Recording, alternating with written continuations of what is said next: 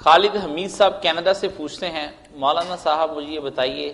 چاند گرہن اور سورج گرہن کے درمیان کون سی نماز پڑھنی چاہیے، اس کا طریقہ کار کیا ہے؟ ذرا وضاحت سے فرما دیں کیونکہ مجھے کئی دفعہ یہ طریقہ سمجھ میں نہیں آیا ہے۔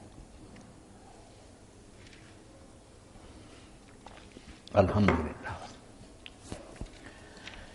سورج گرہن اور چاند گرہن جو نا، اللہ کے رسول علیہ السلام نے فرمایا کہ یہ نہ کسی کی موت کی وجہ سے گرہن لگتا ہے، نہ کسی کے پیدا ہونے پر جو لوگوں نے بنا رکھا نا فلاں بڑا آدمی پیدا ہوا اس لیے یہ اللہ نے کیا یا کوئی مر گیا، نہیں، یہ کوئی باتیں نہیں، یہ اللہ تعالیٰ اپنی قدرت کا مظاہرہ کرتا رہتا، جیسے حکومتیں نمائش کرتی ہیں نا اپنی طاقت کی، یہ بادل جو گرجتے ہیں اور اس طرح چمک ہوتی ہے، یہ بھی سمجھیں اللہ تعالیٰ کے لشکروں کی نمائش، پریڈ ہوتی ہے کہ تم اگر امن سے رہ رہے تو یہ میری بانی ہے، میری ورنہ بھی گرا دوں تم پر رات اور برق نشان مٹا دوں، کام جاتے ہیں اس وقت لوگ جب گرج ہوتی ہے، تو یہ بالکل اللہ تعالیٰ کے نا جنود ہیں، لشکر ہیں جو اس طرح، اسی لیے حکم ہے اللہ تعالیٰ نے قرآن میں کہا کہ ملائکہ بھی اس وقت اللہ کے خوف سے کانپتے ہیں اور اللہ کی حمد و ثنا کے مالک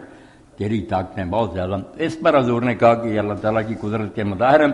نماز پڑھو، صدقہ کرو، دعا کرو، تین کام کہہ کے دعائیں بھی مانگو اللہ سے، صدقہ خیرات بھی کرو اور نماز پڑھو۔ نماز اگر ویسے ہی 2 رکعتیں کو پڑھ لے پھر بھی ٹھیک ہے،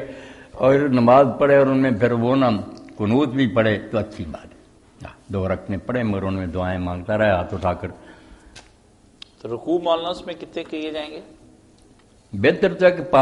4 اور 5 رکوع کیے جائیں، ایک میں 5 دوسرے میں 4۔ جی صحیح۔